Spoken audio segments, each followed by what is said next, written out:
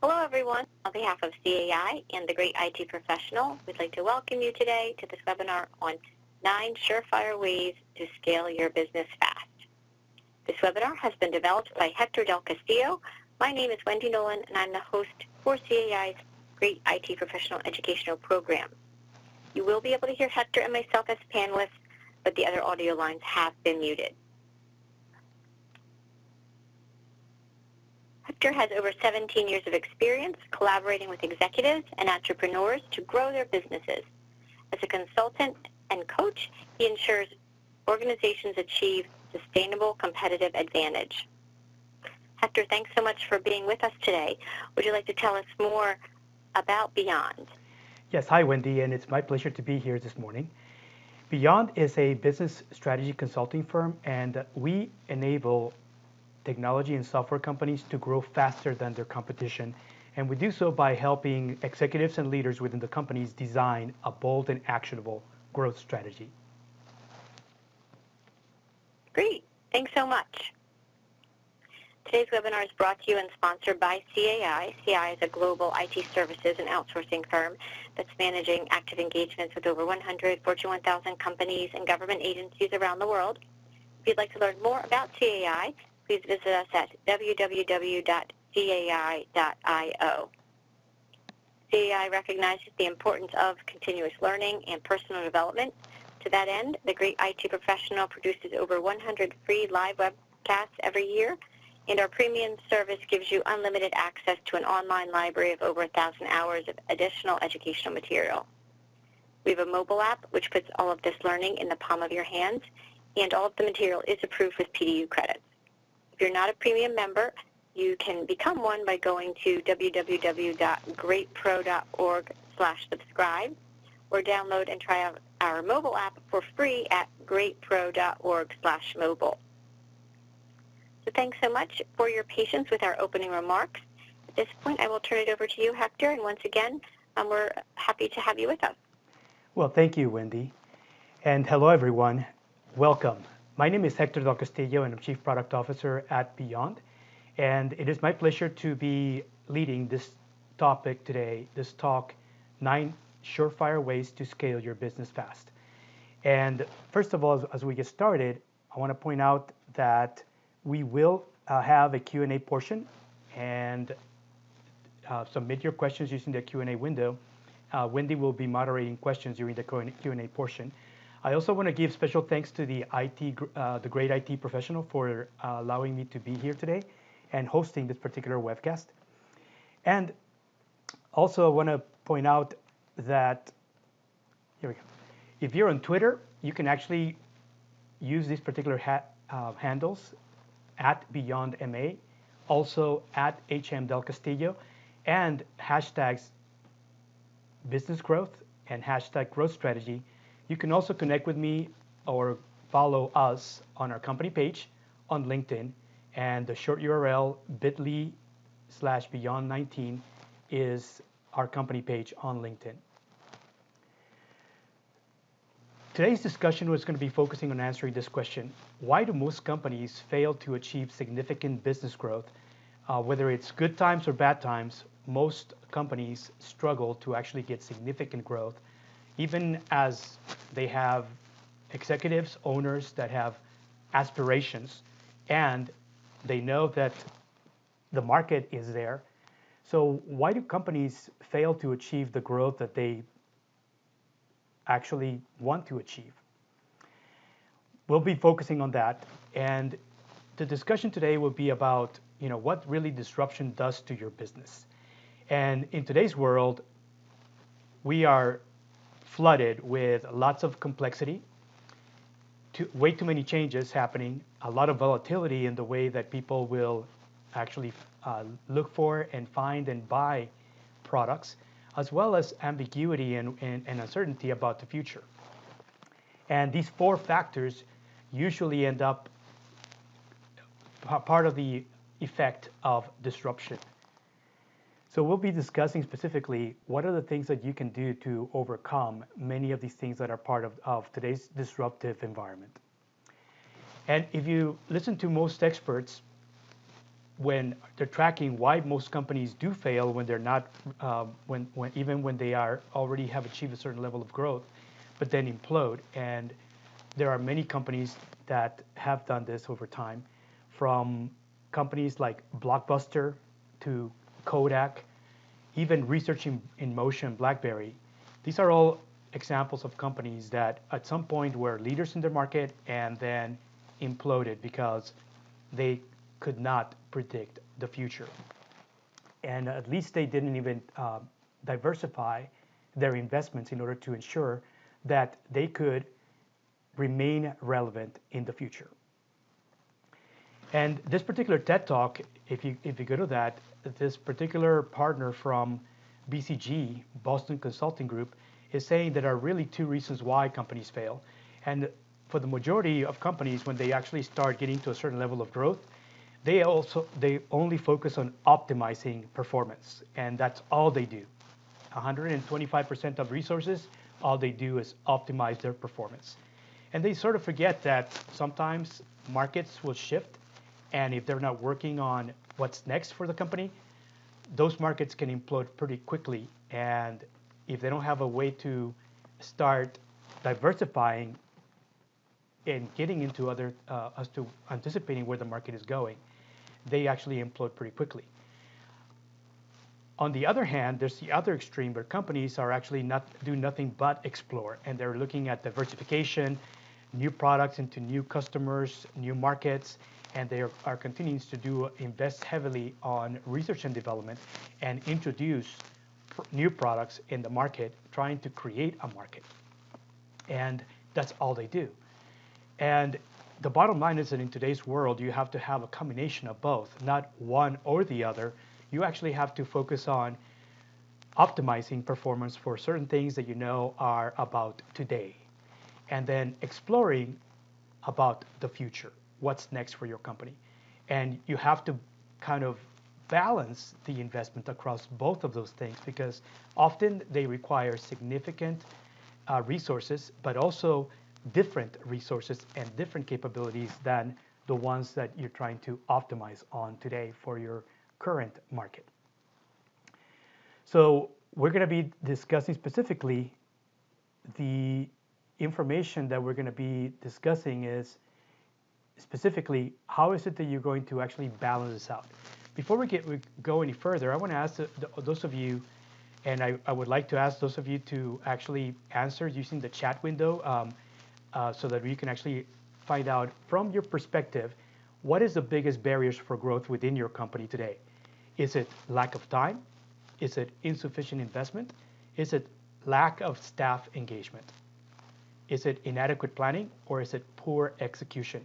Use the chat window to respond to this question, and then we can proceed on discussing specifically what are the ways to overcome any of these barriers that are barriers to growing your business. And I see many of you are responding via chat. Some of you are saying lack of time. Some of you are saying it's lack of time and poor execution. So it's actually a combination of two different things. And a few of you are saying it's not necessarily about the planning, but it's also about, trying to get your workers engaged. So suffice to say that any of these things, any combination of these, are really the reasons why most companies fail to achieve the growth that they're actually looking to achieve. And so what we're looking for is, what are the ways to overcome these particular barriers which become challenges to growing any business? There's a survey that was done by Strategy and it's actually a division of PwC. And it was published actually a couple of years ago, but this was a global survey of executives across industries. And the outcome of that, what they found is that only 8% of company leaders, these are the executives of companies, believe that they have inside their company what it takes to excel at both strategy and its execution. And what you find is that on the average, 92% of companies have some sort of strategy to execution gap, and those are the ones that become the barriers to actually achieving the growth that you have planned.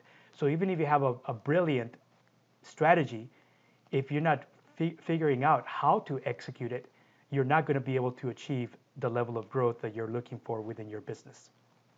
What we're going to be discussing today, we're going to focus specifically on how is it that you're going to actually have the right growth strategy and design the 9 different things that you should design into your strategy to make sure that it's actionable, that it's implementable, and that it's realistic based on what your current constraints, whether you have limited resources, limited funding, any combination of those things that end up being gaps in the way that you can execute.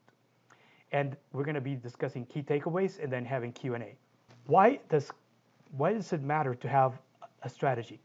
Well, first thing is that a recent report from the National Center for the Middle Market, and these are actually a survey that was done across middle market companies in US, something like 200,000 companies that they're actually tracking, and they actually polled the executives of mid-market companies, and here's what came up.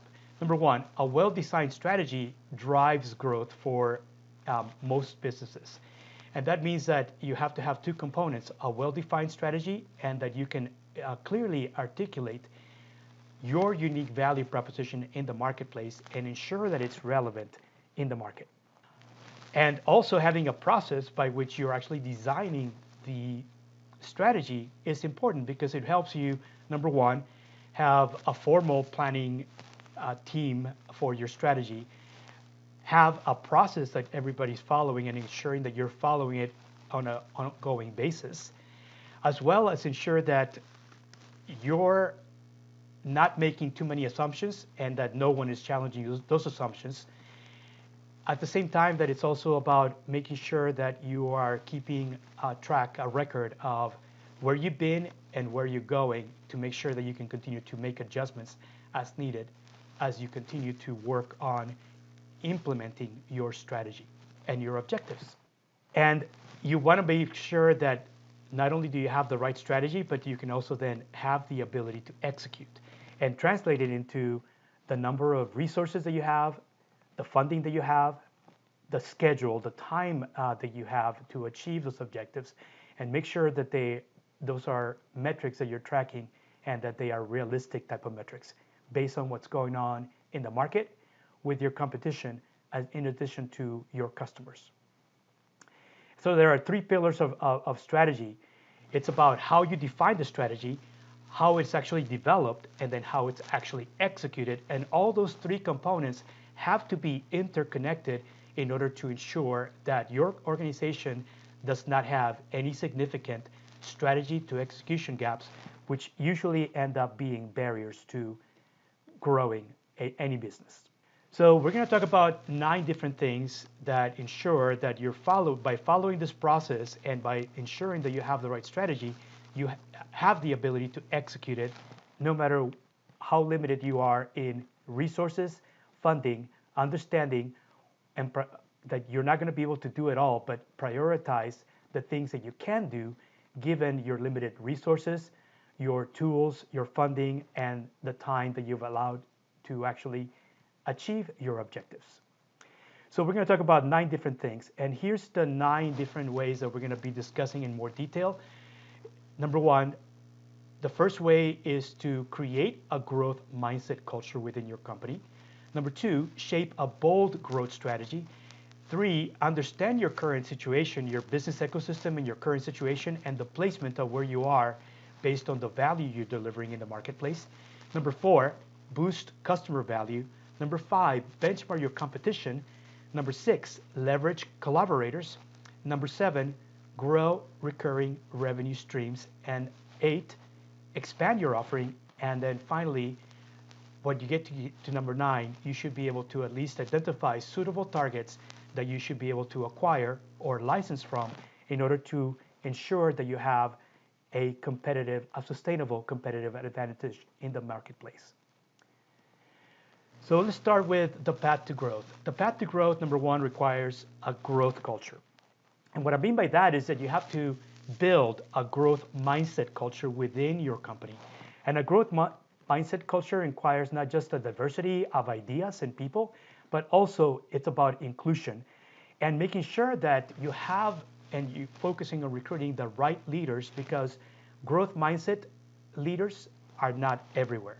And you very quickly you find out that you may have a population of workers that may be in two different extremes. There are some that are going to be growth minded and other ones that are going to be fixed mindset. And you want to make sure that at least you enable your leaders to be growth mindset type of leaders. And growth mindset can be learned, it can be acquired, and it requires not only having the intelligence, the intelligent quotient, but it's also about developing and strengthening and nurturing emotional intelligence. And that is growth mindset type of leaders. You want to focus on identifying those and empowering those within your company to ensure that they can lead high-performing teams.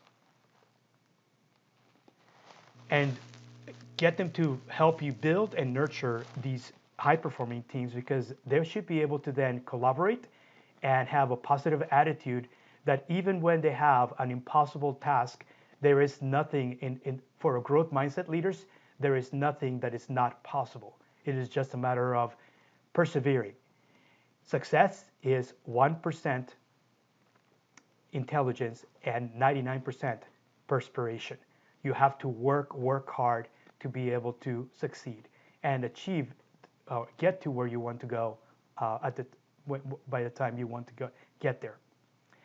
And what you find is most companies that actually do this effectively, over time, these are the inspire employees that actually also end up attracting lots of customers. And because those customers are so loyal to the way that you're delivering services, that they actually start being advocates for your business. And they start bringing you even more customers. And it's kind of a multiplier effect. The more inspirational type of workers that you have that are customer facing, and the more they engage with customers and focus them and empower them to deliver the right customer experience, those customers will be so delighted that they will not only come back and buy again, they will actually refer their friends and family to actually buy from you instead of somebody else. And that's what most experts are saying happens when you focus on recruiting growth mindset type of employees that are customer facing, especially when you're in the service provider industry. Here's an example, Southwest Airlines. It has been the most profitable airline, and even after 9/11, the only airline that remained profitable, and now is working on what's next. And if you have ever flown a Southwest flight, you know that they can take care of you. They actually do a lot of empowerment of their employees that are customer facing, no matter whether you're talking to somebody at the gate or somebody over the phone or somebody inside the plane. The crew will take care of you when you're having issues, and they will make sure that you are treated correctly when you fly Southwest. And this is why consistently, not only are they end up in a list where they're actually much better than their competition as far as delivery and management of the customer experience, but there's also lots of people that fly Southwest on an ongoing basis. And that strategy allows them to not only retain customers, but also then acquire new customers and create loyal, raving customers that just love your product. This is the kinds of things that you want to do in order to ensure that you are recruiting the right people, especially when you're trying to manage the customer experience for your customers. The number two, the path to growth requires a bold strategy. And I mentioned earlier the importance about strategy. Well, shaping a bold growth strategy takes work. And it does make sure that you follow the steps that I spoke about earlier to basically have the right process in place and ensure you have the right people involved in actually implementing this process over and over. Because the question that you're really trying to do is, how is it that we're going to have or build a growth engine within our company that allows us to get to the level of growth? And how can I continue to maintain and support that growth engine within my company, not just for today and for what's next a year or two from now, but 3 years, 5 years, and beyond? Make sure that growth engine becomes a higher performing growth engine, and that sometimes you might have to do a tune-up, you might have to do an oil change to that growth engine, those are kinds of things that happen once you are in maintenance and support. And sometimes you might need to redesign or improve your growth engine because there have been significant changes in the market and somebody needs to start now implementing your next generation of growth engine within your company. But that's what the strategic planning process becomes, is that what is your growth engine today and what is your growth engine for the future of your company? And one of the tools that has been around for a while is the 3 horizons of growth. Most people that have a planning process, one of the failures that you see is that they're actually focusing on just horizon 1. That is current products, and whether it's current products into current customers, current products into new customers, current products into new markets, that's all they do is horizon 1. And yes, you can get to a level of growth, but only for so long. So if you're not focused on what's next, and what's next can be about what are the opportunities for additional growth. If horizon 1 is your current growth engine, what additional things do you have to do to improve for your next generation products? And that becomes your next generation growth engine. And what are some of these emerging technologies, emerging products that are about the future, and making sure that you are at least learning about where the future is going to figure out when does that become relevant to your business to actually drive more growth and maybe even drive more profit to your company over time. All of these things are interconnected. You cannot become profitable on horizon 1 or more profitable on horizon 1 without looking at your horizon 2 for growth and your horizon 3 for next generation and emerging products. And you have to plan your strategy, design your strategy, allocate resources and funding across all 3 in order to actually achieve the level of growth that you're trying to achieve. And if you use an integrated approach to growth, it's even better. So when you're planning, you're not only planning about what you do and how much you do about horizon 1, you're also saying what portion do I need to focus that is about horizon 2, and what investments do I make today in order to ensure that I learn what is my most likely horizon 3. By the time it gets to be that time, you will know exactly what actions to take to maneuver around the barriers that become part of what happens in any market. So these are all things. So Tesla is a great example of this type of company. Tesla, led by Elon Musk, not only started now going to market in their Horizon 1 electric vehicles with their Model S, now they have the newer vehicles that are now they're trying to cost reduce for mass production electric vehicles, but they're also working on the next generation and even emerging products. Some of the next generation is they're actually working on tractor trucks for actual transportation. So they're actually, this is not for the consumer market, this is obviously for logistics and transportation companies, but they're also already testing an electric truck that will actually be able to haul, transport things around from factory to warehouse to distribution centers to retail locations. Those are all things that Tesla's already working on. And even further out in the future, they're also even now working on things like armored vehicles. They're working on a truck, usually now that's electric. These are all products that are all in current some sort of production, whether it's for the ones that are already in market, it's mass production, being able to scale production. But the ones that are Horizon 2, Horizon 3, they're already testing and doing a lot of market testing first. And then even further, they're even looking at what new technologies they could actually start embedding or integrating into their electric vehicles in order to ensure that they can actually start going after niches that they expect would be the future about electric vehicles. Anyone that is trying to reduce their carbon footprint in the way they do business will be using these type of vehicles and move away from fossil fuel vehicles. So Tesla is one of these examples that is working on all 3 horizons. And even though we hear about Horizon 1 most of the time, you can actually start tracking, what they're doing in Horizons 2 and 3 at the same time. The next one is the path to growth requires a holistic perspective. And by that I mean that you actually have to have a good context about what is your current situation in the marketplace, what is your current business ecosystem, and where is your placement in the value chain.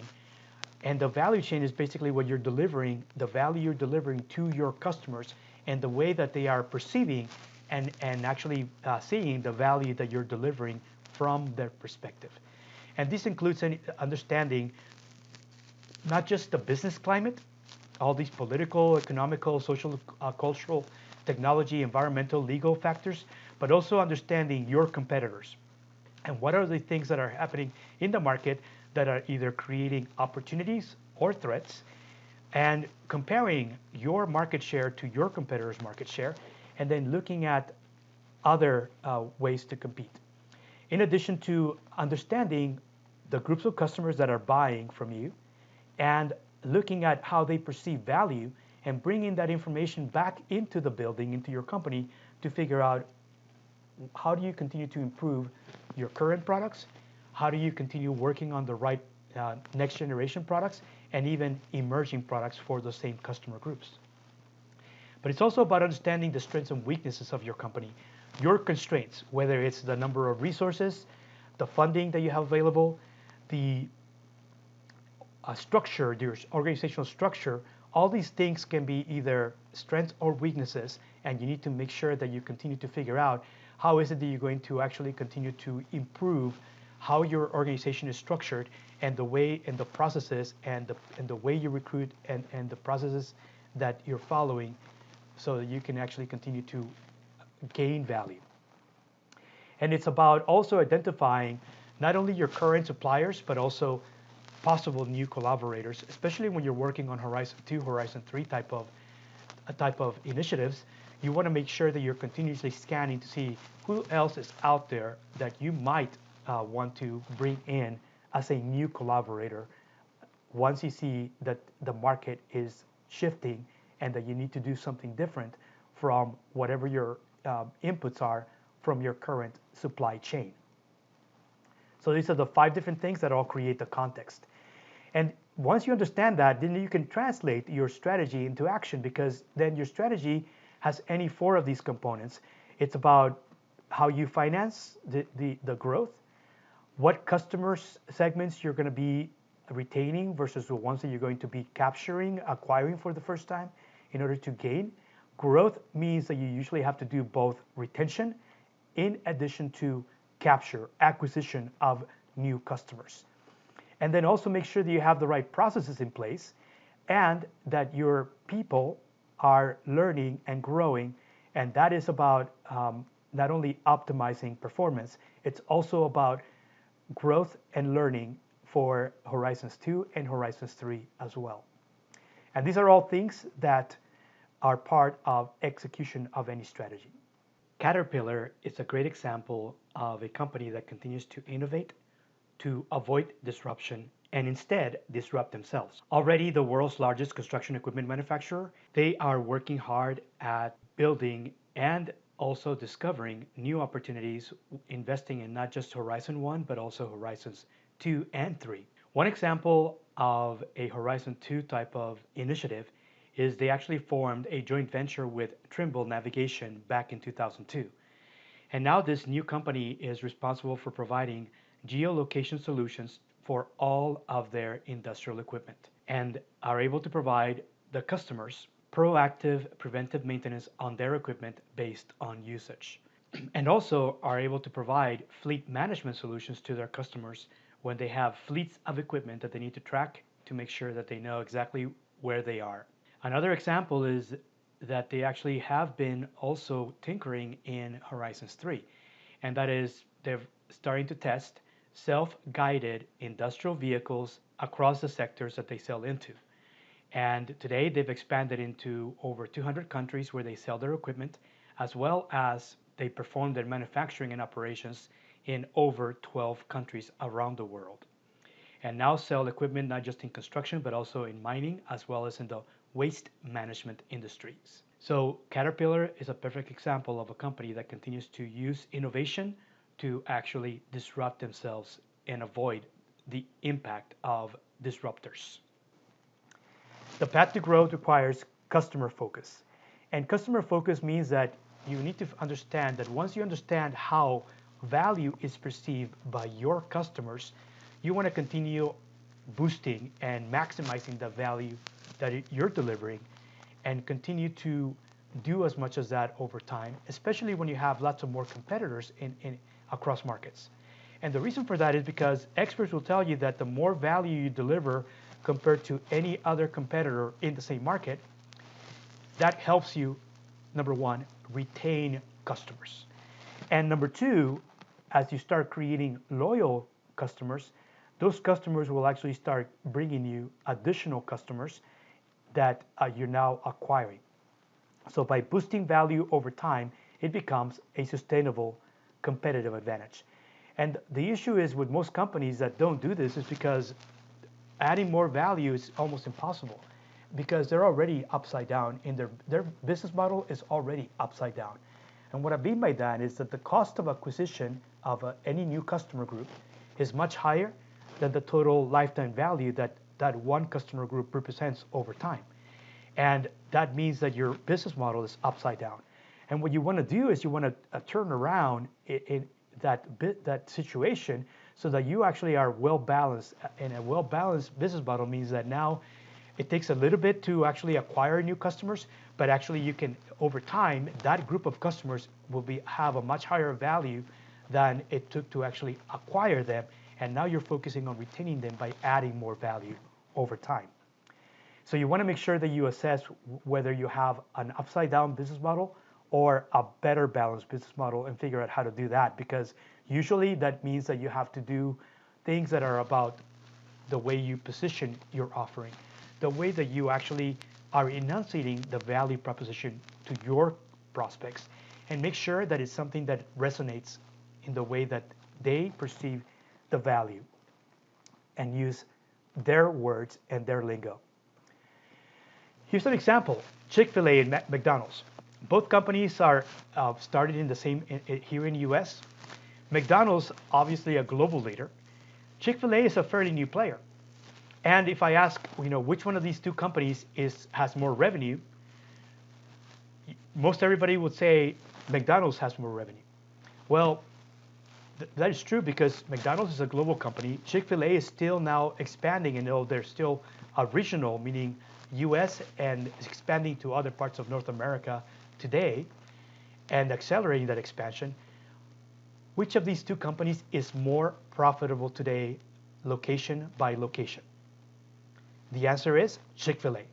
If you look at Chick-fil-A location by location, on the average, each location of Chick-fil-A is much more profitable than any McDonald's location in the same market. And this is why right now Chick-fil-A is expanding so quickly across markets now, because their business model is much more profitable than incumbents, including some of the leaders like McDonald's. And you want to be focusing on understanding how to do that, because if you look at the difference between going to any McDonald's or any other quick convenience restaurant that wants to serve a chicken sandwich, the experience that Chick-fil-A delivers when you're going to buy a chicken sandwich is different. And this is why Chick-fil-A is so profitable, is because they have these inspired employees that actually create loyal customers, and those loyal customers refer their friends and family to come and eat at a Chick-fil-A.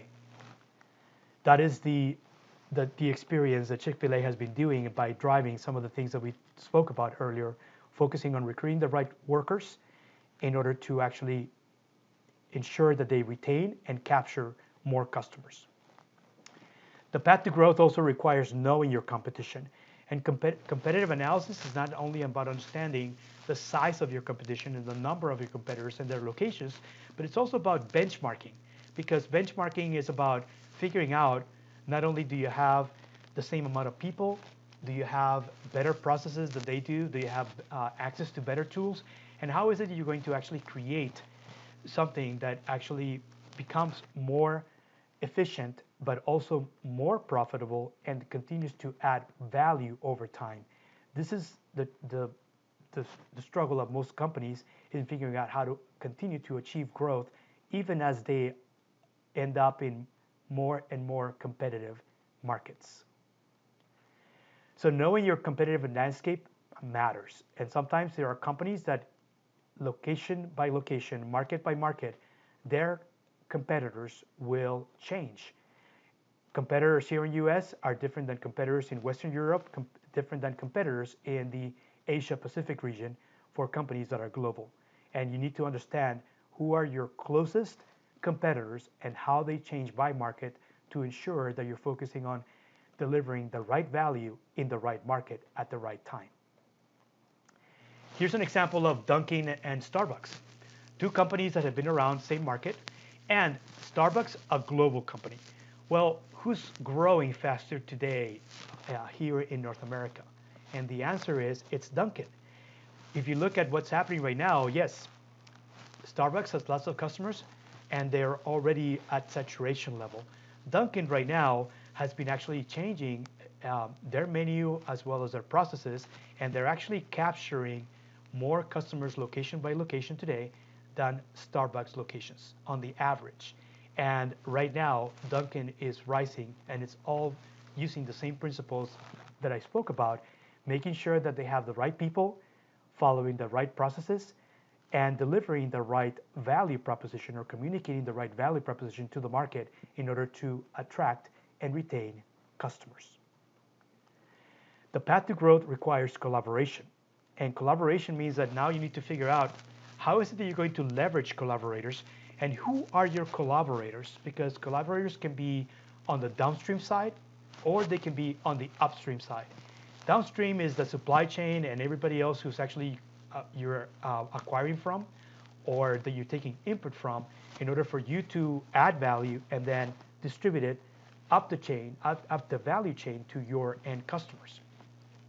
And often, growth means that you have to focus on not only growing the number of players on the downstream side, your collaborators, but also growing the number of distribution channels over time that are between you and the end customers.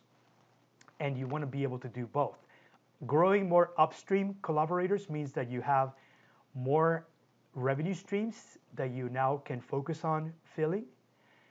Growing on the downstream side can be either about reducing the bargaining power of suppliers, your current suppliers, but it could also about be looking for new collaborators, new suppliers that can help you deliver things that are Horizon 2, Horizon 3 much faster than if you were to do it completely on your own. And these are all things that you want to continue doing over time. Leverage your collaborators. And here's a list of all the different collaborators. I went through this earlier already. I'm not necessarily going to get into more details, but just for your reference, these are the type of collaborators that you want to be able to choose wisely over time. And you want to be able to do both downstream and upstream collaborators. Here's an example of Apple. And as they have already continued to expand across computers, laptops, and media players, tablets, these are things that now are considered more consumer electronic products. Now they actually have introduced this year a new product, and they actually have introduced their own virtual credit card, which is Apple Pay. And they're already starting to deploy Apple Pay globally, market by market. Apple Pay is actually a substitute to any credit card because it can be used as a virtual MasterCard, and there's only one bank behind it, and Apple is acting as, instead of a bank, they're actually behind the transactions for anyone using Apple Pay. And if you're an Apple user, Apple Pay is a pre-installed application on any Apple device, whether it's a phone or a computer or a laptop or any Apple device that you can buy. This Apple Pay application will be pre-installed in any devices moving forward starting this year. And it's already starting to be adopted widely, very quickly by Apple customers. So here's an example of another way that Apple continues to innovate, not only in the product, but also in the way that they're offering, how they continue to add more value over time by making a credit card more of a quick convenience product where you don't have to apply by going to a bank or by going to a bank's website. The path to growth requires funding. And obviously, once you know exactly where you're going, you know that it's not necessarily going to be something that is inexpensive, but you can find ways to figure out how to self-fund your own company's growth. And do that as much as you can by, number one, growing residual or recurring revenue streams. And what I mean by that is that these are the kinds of revenue streams that are become multipliers to your business, because there are at least 5 different types of revenue streams, and residual revenue streams are the ones that you want to be able to implement. You can have contractual revenue streams, you can have auto pay, you can have sequential, you can have repeat revenue, or you can have repeat customers. These are all different types of revenue streams. And the more of these that are recurring or residual revenue streams, these will become multipliers. And here's some examples of some of these type of revenue streams. Contractual are the ones that, similar to the ones that you would have from any company that provides you, whether it's telecommunication services in addition to cable services. These are all type of contractual type of companies. You can also do auto pay, where once you have selected the plan that is right for you, now you're just paying on a monthly basis, and it becomes more of a fixed cost, because it's actually the same monthly fee on an ongoing basis until you have to make changes.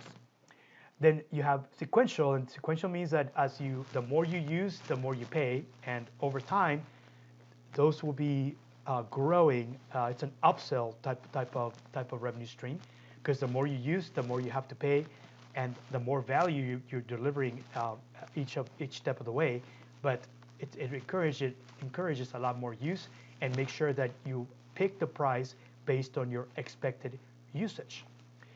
Repeat revenue is where you're actually now trying to figure out, hey, once you know the frequency of the purchase, you're trying to encourage those customers to actually put this on a monthly type of order system, or maybe it's a quarterly type of order system. Based on their usage, you know exactly when they're going to be buying again, and you offer them a subscription plan as to how they can acquire the things that they continue to buy on an ongoing basis. And repeat customers are the things that most retailers do, from a grocery store to any retailer. They're relying on foot traffic to come in and become repeat customers to buy again. So these are all things that happen. Here's an example in retail. Walmart. Walmart saw how Amazon.com was actually growing as an e-commerce online retailer. And 5 years ago, they made the decision that they were going to create a new business unit. And actually, the headquarters for that business unit is actually in Silicon Valley, right next door to Yahoo and eBay and Apple. They actually put Walmart.com. And Walmart.com, since that time, has now, through a combination of organic growth but also acquisition, have actually now become the #2 e-commerce site in US up until last year. When they compare, yes, Amazon.com is still #1 in online retail, but Walmart.com and its holdings are now #2 in US and rising. Actually, they've been rising slightly faster than Amazon.com has in the same market. And right now, this is an example of how Walmart is already working on their Horizon 2. How is it that they're going to continue growing and optimizing Horizon 1, as well as now supporting Horizon 2 type of customers? And they already have been using their own retail stores, where you can now order online via either a mobile app or website, and then pick up at any Walmart store near you. And you can even get status of your orders when you're placing them on Walmart.com.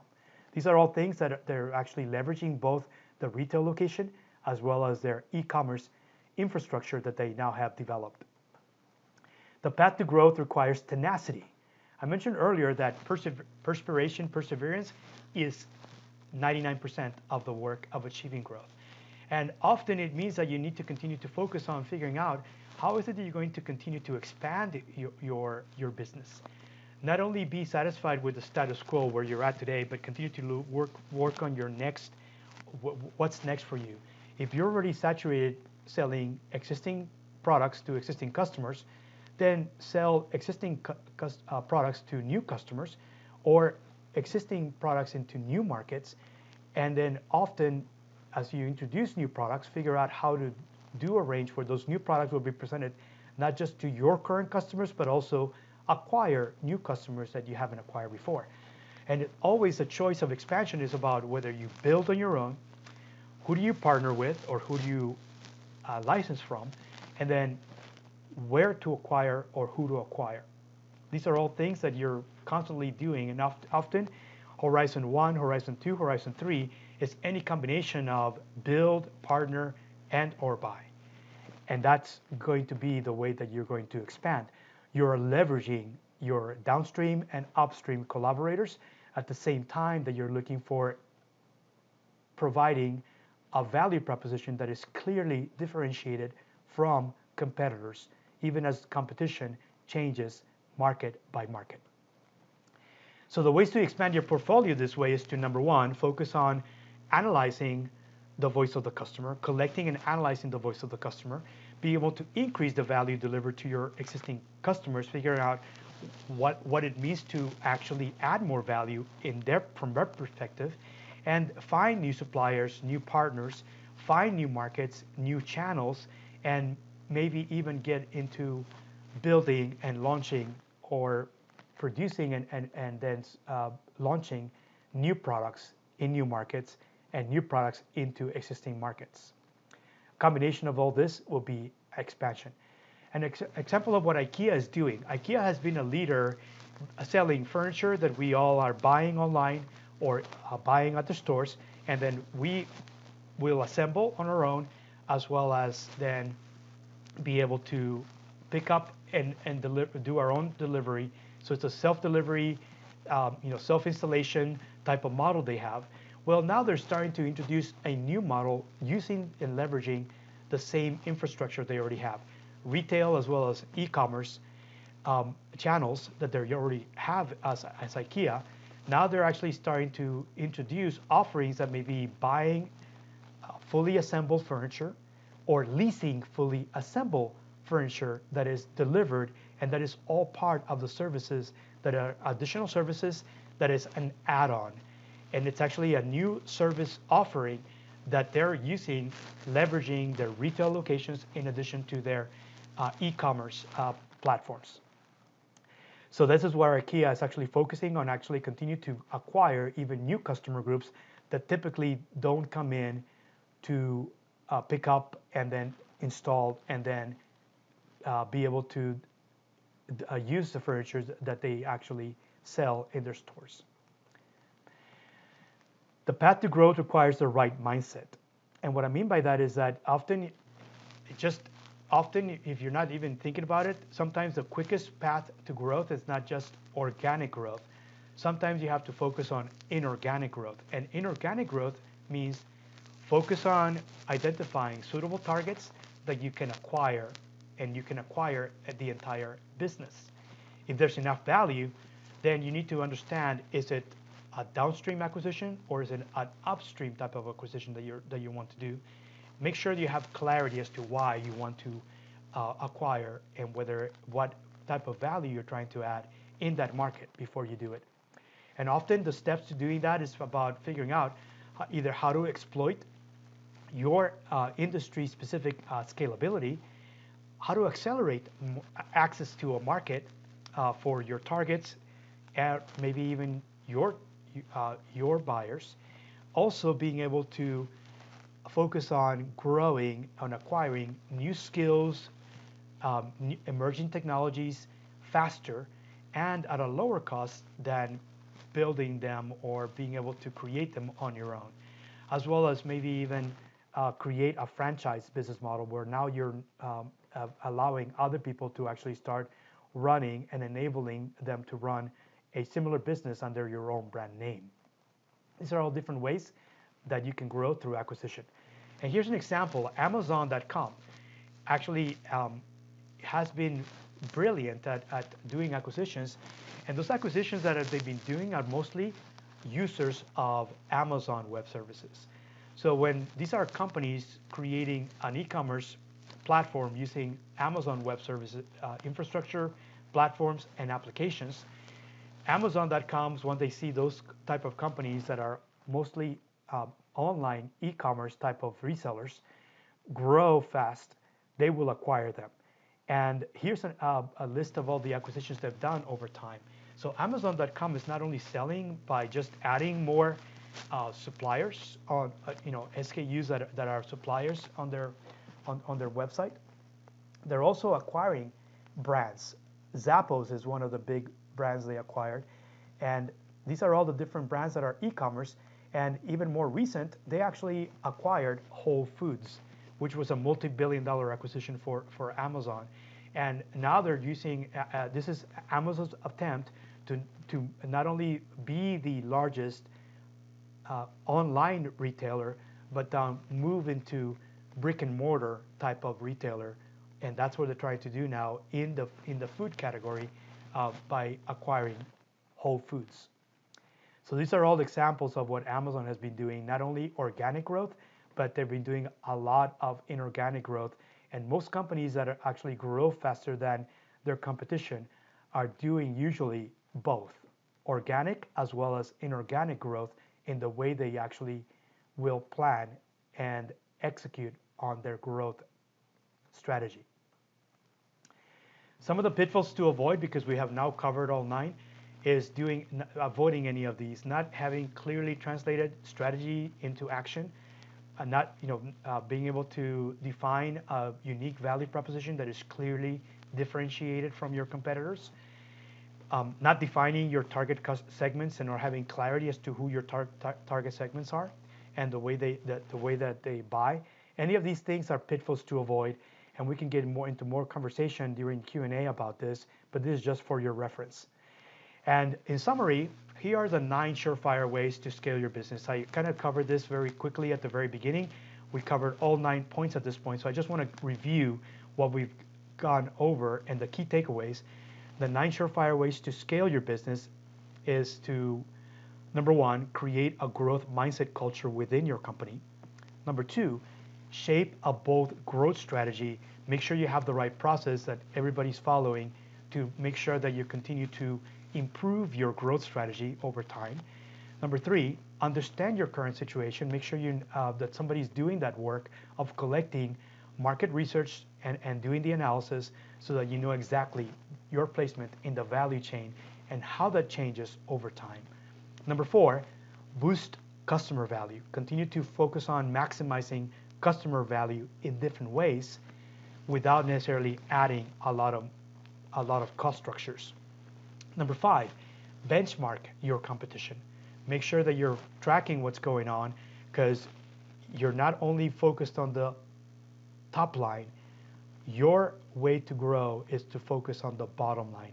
Your company's profitability should be much higher than even larger competitors if you are actually doing the execution of your growth strategy right. It's about increasing the profitability of your entire company over time, and make sure that you're then allocating resources, process to products, customers, and that is going to be a range of revenue streams that you're growing, leveraging your competitors, growing recurring revenue streams, expanding your offering over time, and then understanding who are the right targets to acquire at the right time when you need to do inorganic growth to accelerate your growth initiatives. So that's a summary, and the things that you can do now are here. What are the things that you can do for your company? Well, number 1, start with where do you want to be 3 to 5 years from now, and then where do you want to be beyond that? That should help you define not just Horizon 1, but also Horizon 2, Horizon 3, and make sure that you can now allocate resources and funding across all 3. Then identify, the resources, the tools, all those things that you need to identify that will start now enabling you to start making your strategy more actionable. And then request feedback from your management team and even your leaders. Make sure that you get buy-in, because in order to execute any of this, none of the things that I mentioned earlier are done by a single person. You really need to have a team of leaders, and those leaders are enabling other teams to be performing across functions within your business in order for you to actually have zero strategy to execution gaps. Because now it's all about understanding that all those teams need to execute in order to achieve the growth that you're looking to achieve. Some of the upcoming events are listed here. If you want more information, you can contact me for more information. Also, there's a link on this button. If you click on this link, and actually I will be giving you information as to where this entire slide deck has already been posted with hyperlinks. You can actually view some of my previous, some of our previous talks that we've done over the last couple of years. And if you want to grab this ebook, here's the link to go and actually grab an ebook that actually kind of expands on some of the points that I've made earlier today. And also a little bit about our services and further reading. These are all for your reference. And I think right now we're actually now at the point where we can get into Q&A. This information, this entire presentation has already been posted. If you go to the URL, the short URL here, bit.ly/beyondcasts1119, that is a landing page that has this entire presentation already posted, and also other information. And my contact information, you can either connect with me on LinkedIn, follow us on Twitter, as well as contact me via email, or just visit our website. Any of those things, more information is available on any of these resources. And Wendy, I think we're ready for questions now. Yep, great. Thanks so much. Yes, anyone that has questions, please feel free to post them in the chat or the Q&A function of WebEx. The one question we have so far is, does H3 considered as innovation part? So that's a great question. Actually, both Horizons 2 and 3 would be considered innovation, because by definition, if you look at the 3 horizons of growth, Horizon 1 is anything that you're monetizing on. You know, you have current revenue stream and profitability, and it's for about the next 12 to 18 months. Horizon 2 starts from the time that from today. Your Horizon 2 is by definition anything that is 12 months or longer, 12 months to maybe 3 years from now. And then Horizon 3 is anything that is 3 years or longer from today. And by definition, it's a sliding window, right? So as time moves forward, all 3 horizons move together. And so anything that is 12 to 18 months from today is Horizon 1 by definition. And these are current products that are already in market or that you're about to launch into market in the next 12 to 18 months. Horizons 2 and Horizon 3, there is nothing that you're doing in Horizons 2 or 3 where the company is monetizing on today. It's investment purely for growth or looking for growth opportunities in the market, and then investment to learn new things that are about the future. So by definition, Horizons 2 and Horizons 3, there's no revenue. It's just investment for either figuring out how to select the right growth opportunities for your company, and it's also about growing your people and make sure that you continue to learn as an organization. Great, thank you. And I'll just go through a few reminders, but I'll check back again in case there are additional questions. The PDU code for today's webinar will be sent to you via email. It'll go to the email that you used to register for the webinar. And if you would like to become a premium member of The Great IT Professional, please visit our subscribe page at greatpro.org/subscribe. Premium membership is $199 per year. It does allow you unlimited anytime access to the online library of over 1,000 free PDU hours. You can also try out our mobile app for free at greatpro.org/mobile.